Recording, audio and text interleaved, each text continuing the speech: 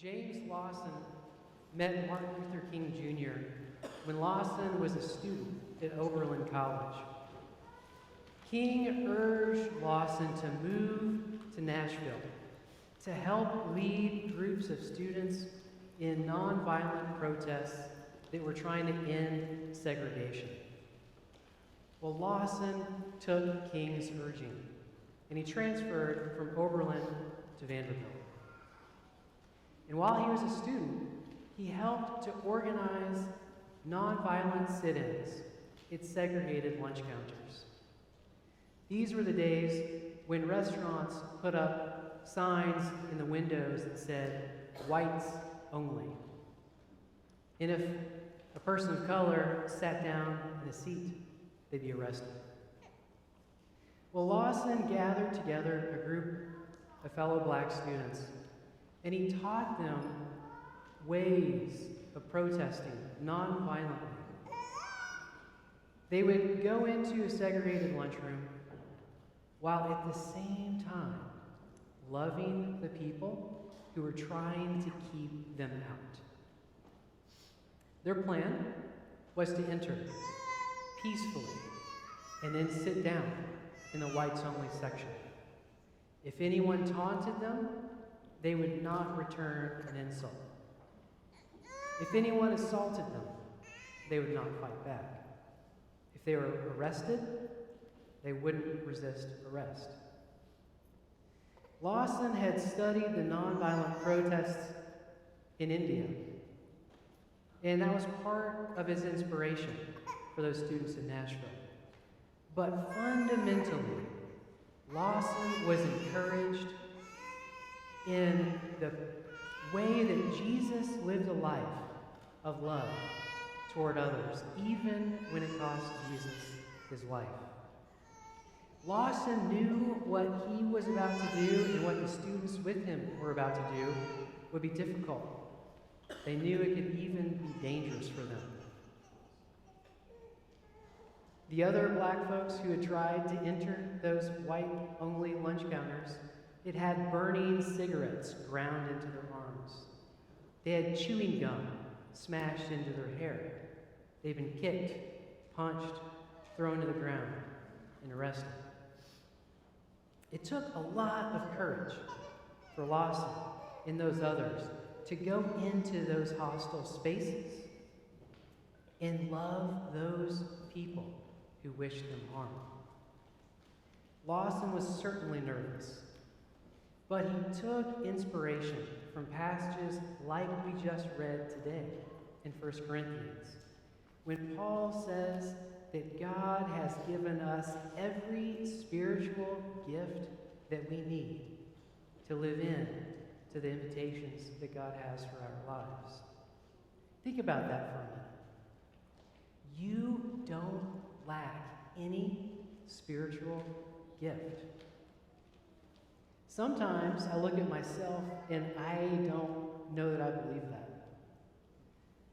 There are times when I don't think I have the skills or the abilities or the level of faith to do the things that God has called me to do. But for as complicated as life can sometimes be, our life with God can also be pretty simple. God comes to us and tells us that God has given us every grace that we need. We already are prepared to live into the lives that God has called us to live.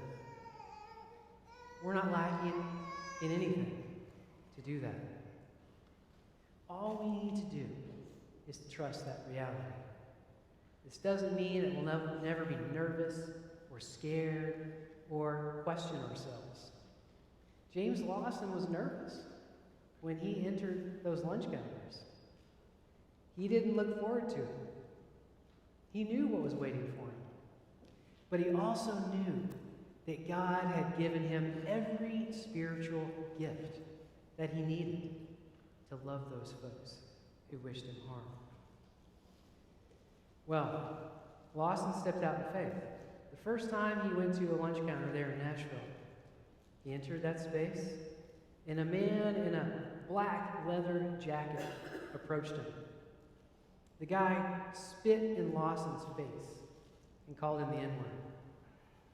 Lawson looked at the man and he said, "May I borrow a handkerchief?"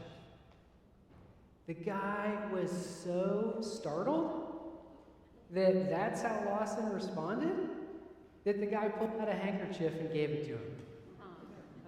Well, Lawson wiped off his face, and then he asked the man if that was his motorcycle that was parked out front of the restaurant. The guy said that it was. So Lawson started asking him how many horsepower it was, where he liked to ride it in town. And they got into a conversation. And after a while, the man stopped the conversation.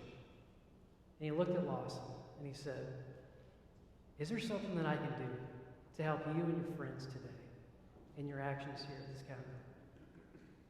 It's an amazing moment. Stories don't always end that way. Lawson was eventually expelled from Vanderbilt because of his efforts at nonviolent protests of segregation.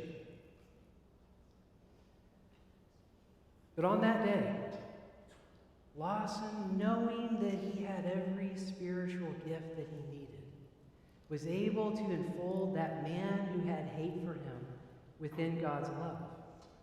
And he transformed him. Friends, this is our calling as followers of Jesus. We are to enfold this world in God's love, a world that oftentimes will not like us, maybe will mean us harm. But we are to trust that God has given us every spiritual gift that we need to do that, even though it might be difficult, even though it might be hard. Well, we have a very special gift this morning also. Taylor and Kyle bring forth Harry to be baptized. God has loved Harry from the very beginning. But today, Harry gets a special measure of grace as he sleeps there, looking really cute. And you and I get to share in that special grace this morning too, because we get to be reminded of our own baptisms. We get to be reminded that there is nothing lacking in us to live these lives of transformative love. You are worthy of God's love because God made you. You are a gift to this world because God has given you grace.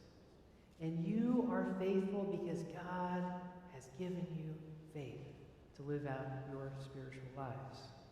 This is Harry's reality. This is your reality as well.